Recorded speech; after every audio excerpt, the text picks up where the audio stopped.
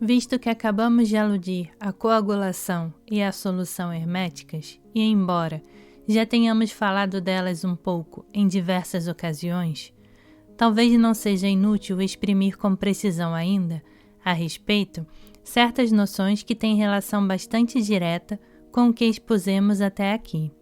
De fato, a fórmula solve-coagula considera-se que contém, de certo modo, todo o segredo da grande obra, na medida em que reproduz o processo da manifestação universal, com essas duas fases inversas que indicamos ainda há pouco. O termo solve é às vezes representado por um sinal que mostra o céu, e o termo coagula por um sinal que mostra a terra. Quer dizer, que eles se assemelham às ações da corrente ascendente e da corrente descendente da força cósmica, ou, noutras palavras, as ações respectivas do Yang e do Yin. Toda força de expansão é Yang e toda força de contração é Yin. As condensações que dão origem aos compostos individuais procedem, portanto, das influências terrestres e as dissipações que restituem os elementos desses compostos a seus princípios originais procedem das influências celestes. Aí estão, se quiser, os efeitos das atrações respectivas do céu e da terra, e é assim que os 10.000 seres são modificados por Yin e Yang, desde o seu aparecimento no mundo manifestado até o seu retorno ao não manifestado. Deve-se, ademais, atentar bem para o fato de que a ordem dos dois termos depende do ponto de vista em que nos colocamos, pois, na realidade, as duas fases complementares às quais correspondem são, ao mesmo tempo, alternantes e simultâneas, e a ordem na qual se apresentam depende, de certo modo, do estado que se toma como ponto de partida. Se partir do estado de não manifestação para passar ao manifestado, que é o ponto de vista que se pode dizer propriamente cosmogônico, é a condensação ou coagulação que se apresentará naturalmente em primeiro lugar. A dissipação ou solução virá em seguida, como movimento de retorno ao não manifestado, ou pelo menos ao que, num nível qualquer, lhe corresponde num sentido relativo.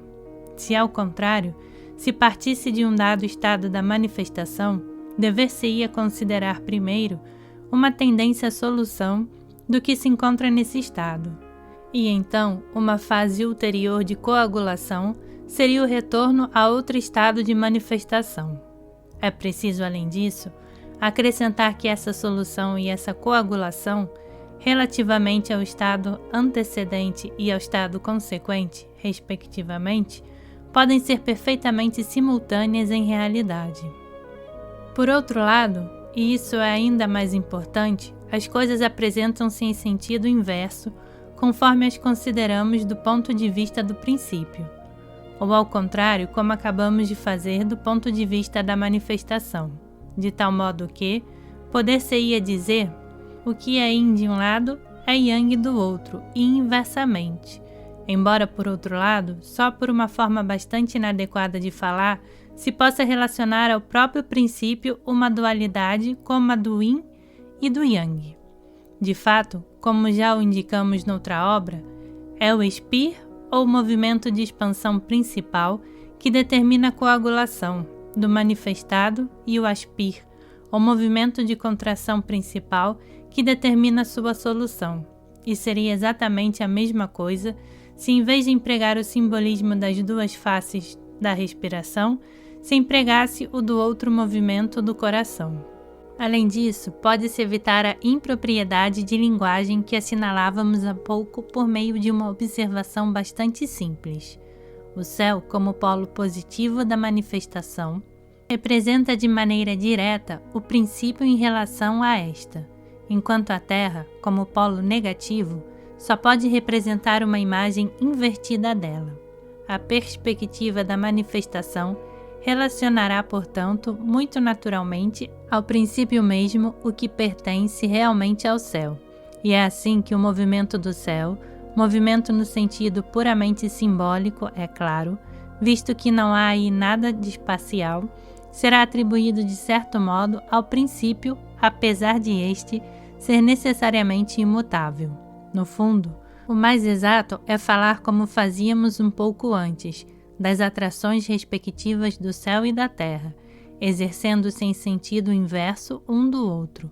Toda atração produz um movimento centrípeto, portanto, uma condensação, a qual corresponderá, no polo oposto, uma dissipação determinada por um movimento centrífugo, de modo que se restabeleça, ou antes se mantenha o equilíbrio total. Disso resulta que aquilo que é a condensação do ponto de vista da substância é, ao contrário, uma dissipação do ponto de vista da essência, e inversamente o que é dissipação quanto à substância é uma condensação do ponto de vista da essência. Em consequência, toda transmutação no sentido hermético do termo consistirá propriamente em dissolver o que estava coagulado e, simultaneamente, coagular o que estava dissolvido, sendo essas duas operações, aparentemente inversas, na realidade apenas os dois aspectos complementares de uma única e mesma operação.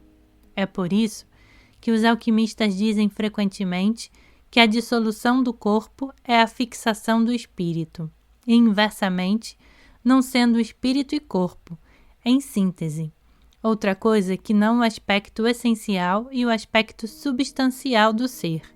Isso pode entender-se da alternância das vidas e das mortes, no sentido mais geral dessas palavras, visto que é isso o que corresponde precisamente às condensações e dissipações da tradição taoísta. De modo que, poder-se-ia dizer, o estado que é vida para o corpo é morte para o espírito, e inversamente. E por essa razão, volatizar ou dissolver o fixo e fixar ou coagular o volátil, ou espiritualizar o corpo e corporificar o espírito.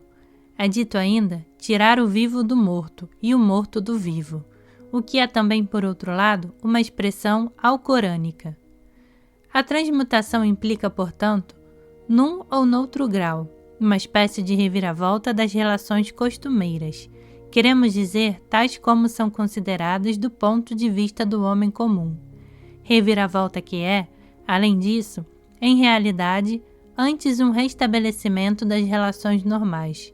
Limitar-nos-emos a assinalar aqui que a consideração de tal reviravolta é particularmente importante do ponto de vista da realização iniciática, sem poder insistir mais nisso, pois, para tal fim, seriam necessários desenvolvimentos que não poderiam se enquadrar no presente estudo. Além disso, essa dupla operação de coagulação e dissolução corresponde, de modo muito exato, ao que a tradição cristã designa com o poder das chaves. De fato, esse poder é duplo também, uma vez que comporta simultaneamente o poder de ligar e o de desligar.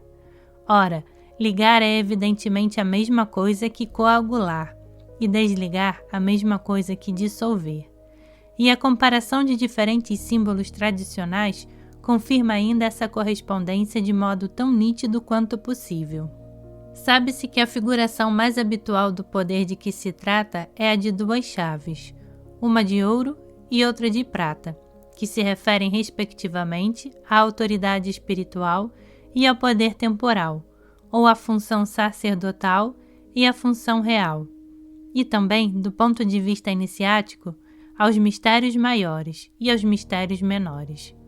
E é nesse último aspecto que constituíam entre os antigos romanos um dos atributos de Jano. Alquimicamente, elas se referem a operações análogas efetuadas em 2 graus diferentes e que constituem, respectivamente, a obra do branco, correspondente aos mistérios menores, e a obra do vermelho, correspondente aos mistérios maiores. Essas 2 chaves, que são, segundo a linguagem de Dante, a do paraíso celeste e a do paraíso terrestre, são cruzadas de modo que lembrem a forma da suástica. Neste caso, deve considerar que cada uma das chaves tem na ordem a que se refere o duplo poder de abrir e de fechar, ou de ligar e desligar. Mas existe também outra figuração mais completa, na qual, para cada uma das duas ordens, os dois poderes inversos são representados distintamente por duas chaves opostas, uma à outra.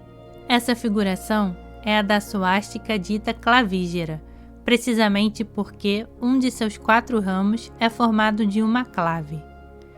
Tem-se desse modo suas chaves opostas segundo um eixo vertical e duas outras segundo um eixo horizontal, em relação ao ciclo anual, cuja relação com o simbolismo de Jano se conhece o primeiro desses dois eixos, que é um eixo solsticial, e o segundo um eixo equinocial.